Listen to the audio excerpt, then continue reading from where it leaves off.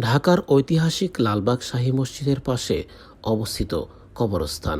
সেখানেই শায়িত আছেন এই উপমহাদেশের এক দিকপালা আলেম, মুজাহিদে মিল্লাত, হকপন্থার অগ্রসৈনিক আল্লামা মুফতি ফজলুল হক আমিনী। আজ তার কবরের পাশে দাঁড়িয়ে রয়েছেন এদেশের আলেম সমাজের নয়নমণি, হেফাজতের আমির আল্লামা মহিবুল্লাহ বাবনগরী।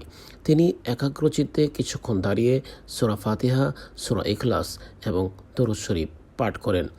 চোখে শ্রদ্ধা, হৃদয়ে ভালোবাসা, চারপাশ যেন থেমে যায়।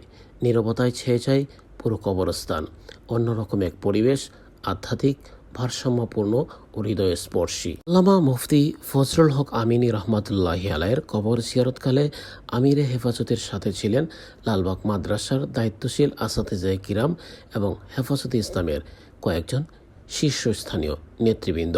এটি শুধু একটি কবর জিয়ারত নয়, এটি ছিল ইলম, আদর্শ, হক্কানিয়াতের উত্তরসূরিদের ভোজ, ভালোবাসা এবং দায়িত্ববোধের এক নিঃশব্দ ঘোষণা। মহান আল্লাহ তাআলা মুফতি আমিনী রহমাতুল্লাহি আলাইকে জান্নাতে আলা মাকাম নসিব করুন এবং আমির হেফাজতকে সুস্থতা এবং নেক হায়াত দারাজ করুন।